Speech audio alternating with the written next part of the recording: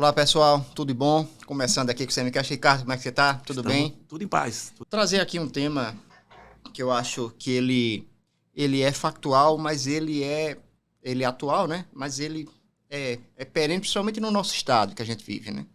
É essa mistura de polícia com política, Ricardo. Isso tem toda uma história aqui em Alagoas. Tem os fatos novos, né, que vem acontecendo. Eu sei que isso lhe preocupa bastante. Nas conversas que a gente tem informalmente, é uma das coisas que mais lhe preocupa. Essa junção de polícia com política, né? Se a gente forçar até a barra, nacionalmente isso também acontece. Queria que você traçasse uma linha pra gente fazer um corte, né? De quando começou isso, ou sempre existiu, Ricardo, essa junção, e por que isso é tão perigoso, por que isso é tão nocivo? Veja só, Carlinhos, é extremamente interessante e, de fato, é uma coisa que me preocupa. Eu vou sempre lembrar da gangue fardada. Foi um episódio que muita gente diz não vai acontecer mais. Eu não tenho essa convicção. Fato concreto e objetivo é que existe um fetiche das autoridades alagoanas, creio que não é só em Alagoas, em relação à presença de um policial, né, no entorno, ou de policiais no entorno. E não é apenas no meio político. Quando eu falo meio político, governador do estado, Assembleia Legislativa, mas o judiciário. Para que gabinete militar dentro do Tribunal de Justiça? Qual o sentido disso? É para garantir a proteção dos magistrados? É claro que não é. Isso não existe. É simplesmente a ostentação que eles fazem, principalmente por conta da presença do policial militar. Não é o policial civil que está ali fazendo uma investigação ou que está ali para, de alguma forma, entender como serviço de inteligência o que pode ocorrer. Não, é o policial militar para que o magistrado, eu falo do magistrado como deputado, dizer, este policial é meu, é um policial para chamar de seu. Paga disputadíssima. Pois é, e eles querem isso.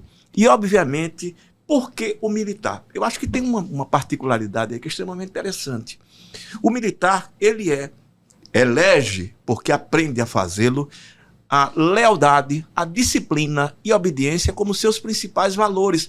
O resto importando muito pouco. Isso significa, quem leva um militar para o gabinete militar da Assembleia Legislativa, do Palácio República dos Palmares, do Tribunal de Justiça, o faz exatamente para ter um policial para chamar de seu, ou alguns policiais para chamar de seus. Essa lealdade termina sendo fundamental. No caso específico, e eu tratei essa semana, ou semana passada, né, da história do Major da Mala, que terminou sendo promovido, num estado em que o Ministério Público Estadual funcionasse efetivamente, em que a gente tivesse, enfim, os órgãos de fiscalização funcionando, o próprio judiciário, aquilo não tinha acontecido. Ora, seguiu-se o trâmite legal. Mas, gente, existe o que é legal, existe o que é imoral. A gente está falando de um oficial, e é aquele caso, que foi flagrado carregando uma mala, possivelmente de dinheiro, do deputado Marcelo Vitor, às vésperas da eleição do ano passado. Da eleição, do primeiro turno, né, que elege, inclusive, os parlamentares, né?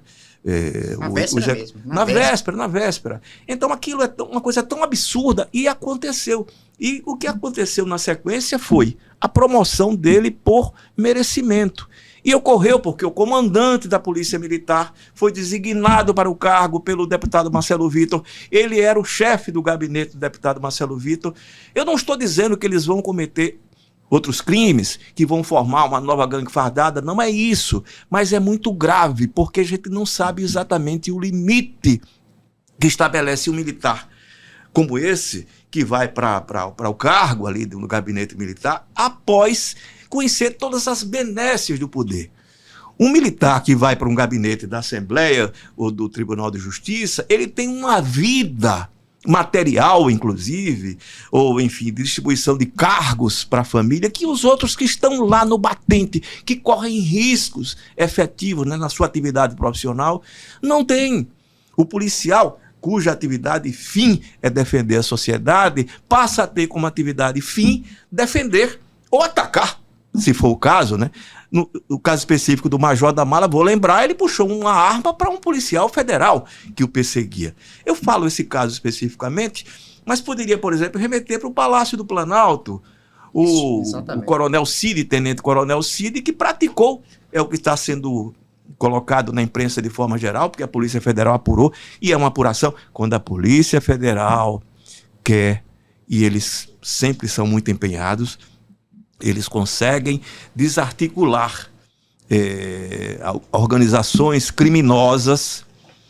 E olha, eu acho que a gente está na iminência de conhecer, digo aqui e vou repetir, nós estamos na iminência de conhecer uma nova organização no estado de Alagoas, envolvendo políticos. Mas esse vai ser um outro episódio da nossa história, vamos aguardar. Curioso, eu também estou curioso, confesso a você. Eu também estou muito curioso. Mas no caso específico ali, o cara vai articular a falsificação de um documento de vacinação, gente. E o que ele não fez mais foi buscar joias de 16 milhões de reais às vésperas da viagem do presidente para os Estados Unidos. Obviamente, eu estou dizendo que isso é um somatório de fatores que apontam que, de fato, existe especificamente o risco de militares lá do Exército, aqui da Polícia Militar, de envolvimento em atividades que não são, não apenas a atividade fim da polícia ou do militar, mas atividades que não são exatamente as da lei. Repito, assim, a gente tem aqui um fetiche de ter o policial militar, seja o judiciário, seja o governo do Estado ou a Assembleia Legislativa, remetendo ao nosso passado, ao nosso histórico, de quando o líder político ou o chefe político era o chefe de polícia. Isso nunca acabou aqui no estado de Alagoas. Houve momentos melhores, houve momentos muito melhores. Isso não significa, a história nunca se escreve em linha reta. Especificamente em relação a essa questão da presença do militar no entorno, eu confesso, houve momentos em que eu estava num restaurante e chegava um deputado com 4, 5 militares armados, ele chegava e saía. E lembro que num desses estabelecimentos que eu frequentava até com assiduidade, eu disse, olha, está bem frequentado aqui, né? E o garçom disse, seu Ricardo, acontece o seguinte, quando eles chegam aqui as pessoas saem. Eu digo, o que eu vou fazer agora? E saí, fui embora, estava com um grupo de amigos, fui embora. Onde tem a presença de policial, não é por causa do policial, não. Ele está ali para defender o seu chefe. E o chefe é o deputado, o chefe é o governador. Você vai... Eu estava, por exemplo, uma vez no local que eu frequento repito, com alguma assiduidade, hoje bem menos, estava, por exemplo, o Paulo Dantas. E ainda não era. Ele ainda não era governador. Era deputado.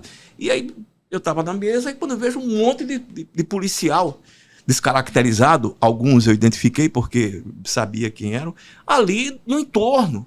E ali se falando para um walkie-talkie, peraí, gente. Se vocês querem esse tipo de vida, tem para vocês. Se isolem.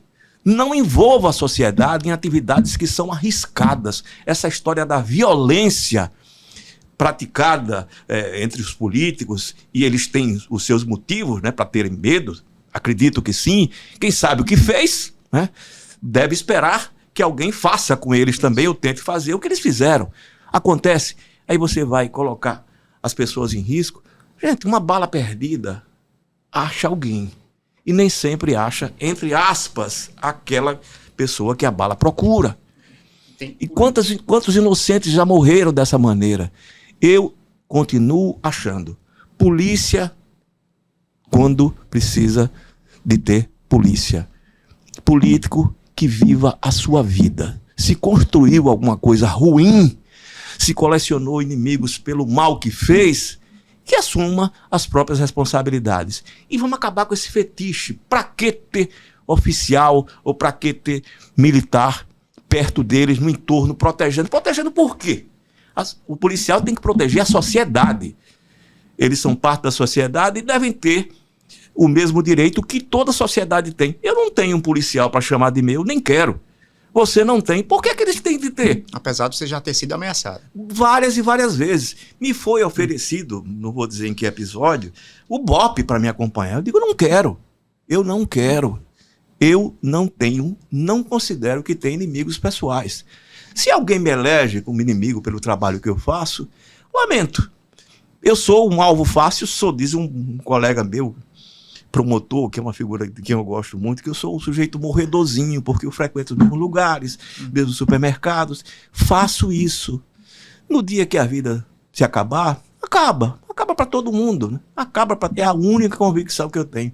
Eu me lembro que uma vez a história do Sócrates, eu correndo ali no Murilo Lopes, eu faço isso toda manhã, é mais ou menos o mesmo horário, morredorzinho que eu sou, e aí passa o cara, você vai morrer, eu digo, você também, todos vamos morrer.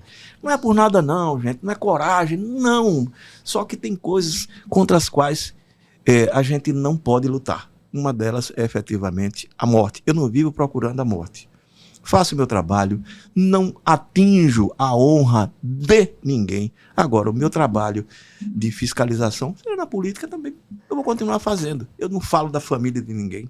E eu conheço gente que é, né, enfim, é do meio, que falando da família de todo mundo, da mulher de fulano, da filha de Beltrano. Eu nunca fiz isso, nem faço. Voltando ao tema que importa. Polícia longe de político. Quando o policial vai servir ao político, a tendência, não significa que aconteça sempre, é torná-lo, enfim, algo ou alguém pelo qual, né, se dá a própria vida. Ou então que se tira a vida de outros. Isso tem de acabar. Perfeito, Ricardo. É isso. Até vou colocar uma adição a isso. Fora tudo isso que você falou, tem o assinto que é com a coisa pública, né? Você se torna uma casta que tem uma guarda pessoal. Às vezes ela vai para a esposa, vai para a filha, vai para uma guarda pessoal pago pelo poder público, né? Além de tudo isso. É isso, Ricardo. O primeiro bloco já foi. Agradeço. Só pois não. Para arrematar, se você me permite, né? Essa mistura. Um estraga o outro.